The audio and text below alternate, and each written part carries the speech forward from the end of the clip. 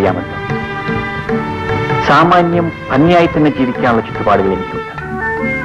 ഒരിക്കലും ഒരു ജോലിയുടെ ചട്ടക്കൂട്ടിൽ ഒതുങ്ങിക്കഴിയാൻ എനിക്കാവില്ല. എന്റെ മനസ്സ് നിറയെ സംഗീതമാണ്. സംഗീതത്തിന്റെ ഉയരങ്ങളിലേക്ക് കടന്നു ചെല്ലുകയാണ് എന്റെ ജീവിത ലക്ഷ്യം. അതുകൊണ്ടാണോ ഈ പ്രായം വരെ വിവാഹം വേണ്ടെന്ന് വെച്ചത്? ഇതുവരെ വിവാഹമേ വേണ്ടെന്ന് വെച്ചിരുന്നത് സംഗീതത്തെ പോലെ തന്നെ ഞാൻ സ്നേഹിക്കുന്ന എന്റെ അനുജനെയും അനുജത്തിയും നോക്കാനായി. അവർ കാര്യപ്രാപ്തിയുള്ളവരായപ്പോ എന്നെ വിവാഹം കഴിക്കാൻ വന്നു. അങ്ങനെ ഞാൻ പെണ്ണ് കാണാൻ വന്നു. പെണ്ണിനെ കണ്ടപ്പോ തോന്നി കെട്ടിയാലെന്തെന്ന്. കെട്ടി. അതെ, പ്രഭ എന്താ ഇതുവരെ വിവാഹം കഴിക്കാതിരുന്നത്? എനിക്കതിന് വലിയ പ്രായമൊന്നുമില്ലല്ലോ. അതിവിടെ വിവാഹത്തിനു മുമ്പ് എല്ലാ പെണ്ണുങ്ങളും പ്രായം കുറച്ചു പറയും. ഇനി തുറന്നു പറഞ്ഞാൽ എന്താ? എത്ര വയസ്സാ കുറച്ചു പറഞ്ഞത്? പറയൂ. അത് പോട്ടെ. പ്രഭയ്ക്ക് പാട്ടിഷ്ടമാണ്. എന്റെ പാട്ടിഷ്ടമാണ്. അതിന് പ്രഭ എന്റെ പാട്ട് കേട്ടിട്ടില്ലല്ലോ, പിന്നെ ഇഷ്ടമാണെന്ന് പറഞ്ഞത്? ഇനി എനിക്ക് കേൾക്കാമല്ലോ. ഇഷ്ടം പോലെ. ഞാനൊരു വലിയ ഗായകനാകുന്നത് പ്രഭയ്ക്ക് ഇഷ്ടമല്ല. നാളെ ലോകം മുഴുവൻ എന്റെ പാട്ട് കേട്ട് പൂരിത്തെ എല്ലാവരും എന്നെ ആരാധിക്കും. ഞാനൊരു മ്യൂസിക് ഡയറക്ടർ ആകുന്നതാണോ അതോ ഒരു ഗായകനാകുന്നതാണോ? ഏതാണ് പ്രഭയ്ക്ക് ഇഷ്ടം? അങ്ങനെ ഏതിഷ്ടവും എന്റെ ഇഷ്ടമാണ്. എങ്കിലേ എനിക്കിപ്പോ വേറൊരു ഇഷ്ടമുണ്ട്.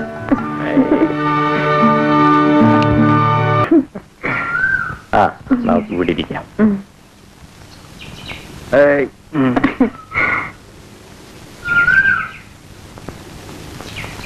സിന്ധുമോളെ കണ്ടിട്ട് ഒരാഴ്ചയായി. നാളെ നമുക്കൊന്ന് പോകാം. നിനക്ക് ഡ്യൂട്ടിക്ക് പോകണ്ടേ? സാരമില്ല, ഞാൻ അവധി എടുക്കാം. ശരി, രാവിലെ തന്നെ നമുക്ക് പുറപ്പെടാം. ശരി. അയ്യോ, ദേ എന്റെ ഹോസ്പിറ്റലിൽ ഒരു നഴ്സാ. ഞാനൊന്ന് കണ്ടിട്ട് വരാം.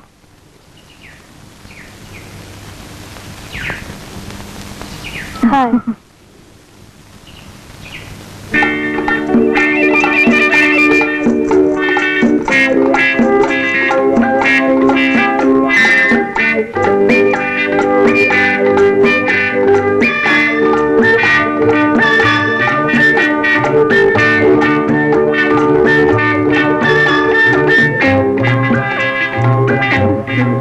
ഹണിമൂൺ ആഘോഷിക്കുന്നതായിരിക്കല്ലേ? എന്തോടെ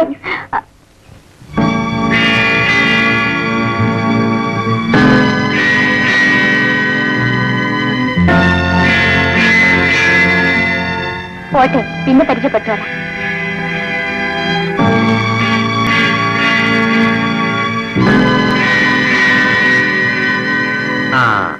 അഞ്ചര മണിക്കാ ഫസ്റ്റ് ബസ്. സിന്ധു മോളെ കാണാൻ നമുക്ക് ആ ബസ്സിൽ അങ്ങ് പോയേക്കാം. നമുക്കോ? ഒറ്റയ്ക്കങ്ങ് പോയേച്ചാ മതി. അതെന്താ പ്രഭേ, നീയല്ലേ അവളെ കാണണമെന്ന് പറഞ്ഞത്? കൂടെ വരാൻ വേറൊരുത്തി ഉണ്ടല്ലോ, ആ പാർക്ക് വെച്ച് കണ്ടില്ലേ? അവളെ വിളിച്ചോണ്ട് പോയാ മതി കൂട്ടിന്. അയ്യോ, അവൾ ആരാണെന്ന് പോലും എനിക്കറിയില്ല. ഞാൻ ആഹാ, അറിയായിരുന്നെങ്കിലും വിളിച്ചോണ്ട് പോയാനല്ലേ? അയ്യോ, എനിക്ക് വരുന്നുണ്ട് കലിയോ. ഹോസ്പിറ്റലിലെ നേഴ്സ് നോക്കി നിൽക്കേ. എന്റെ കണ്ണിൽ ഉപയോഗിച്ച് എങ്ങനെയാണെങ്കിൽ ഞാനില്ലാത്തപ്പോ എന്തായിരിക്കും നിങ്ങളുടെ അവസ്ഥ? എന്റെ തലവിധി. പ്രഭേ, എന്റെ മനസ്സിൽ നിനക്കല്ലാതെ മറ്റൊരു പെണ്ണിനും സ്ഥാനമില്ല, ഒരിക്കലും ഉണ്ടായിരിക്കുമില്ല. പ്രഭേ, ദയവ് ചെയ്ത് നിന്നെ വിശ്വസിക്കും. ഈ ജീവിതകാലത്തിൽ ഒരിക്കലും ഞാൻ നിന്നോട് കള്ളം പറയൂ. മനസ്സുകൊണ്ട് പോലും നിന്നോടൊരു തെറ്റും ഞാൻ ചെയ്തിട്ടില്ല. എന്റെ മരിച്ചുപോയ അച്ഛനമ്മമാരാണ്. ഞാൻ എന്തൊക്കെ തെറ്റിദ്ധരിച്ച് പറഞ്ഞു പോയതാ, എന്നോട് ക്ഷമിക്കൂ.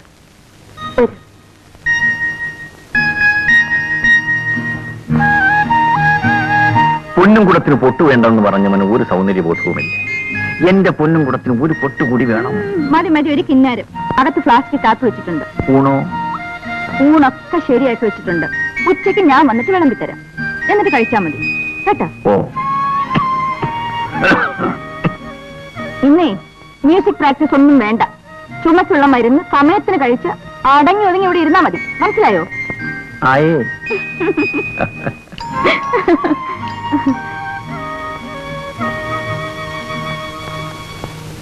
നമസ്കാരം. നമസ്കാരം.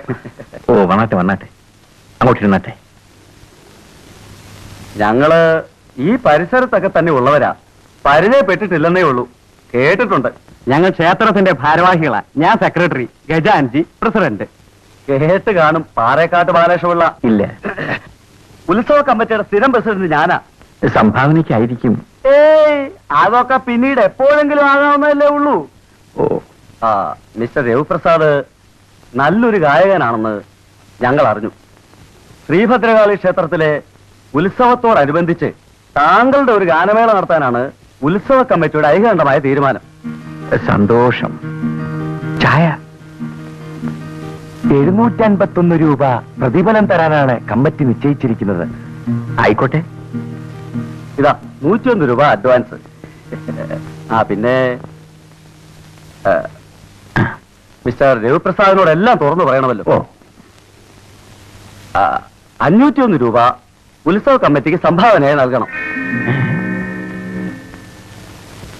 അതാ അതിന്റെ കീഴ്വഴക്കം. പിന്നെ ശ്രീഭദ്രകാളി ക്ഷേത്രത്തിൽ ഒരു പരിപാടി നടത്താൻ അവസരം കിട്ടുക എന്നൊരു മഹാഭാഗ്യമാ. യേശുദാസും ജയചന്ദ്രനും ഒക്കെ ഗാനമേള നടത്താനുള്ള സ്റ്റേജാ. അപ്പോ ഞങ്ങൾ ഇറങ്ങട്ടെ. പരിപാടി പൊടി പൊടിക്കണം. ഓ, പിടിക്കാം.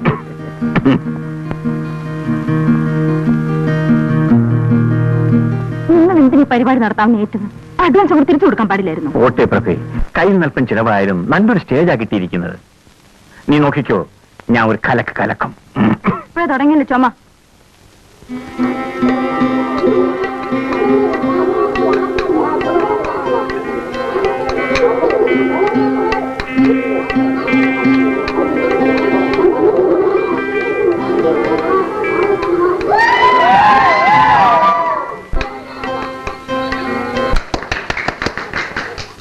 ബഹുമാന്യരെ, ഈ സന്തോഷ സായാഹ്നത്തിൽ നിങ്ങളോടൊപ്പം പങ്കുചേരാൻ സാധിച്ചതിന് അവസരമുണ്ടാക്കി തന്ന ഇവിടത്തെ അമ്പല ഭാരവാഹികളോട് എനിക്കുള്ള നന്ദി ആദ്യമായി രേഖപ്പെടുത്തിക്കൊള്ളുന്നു.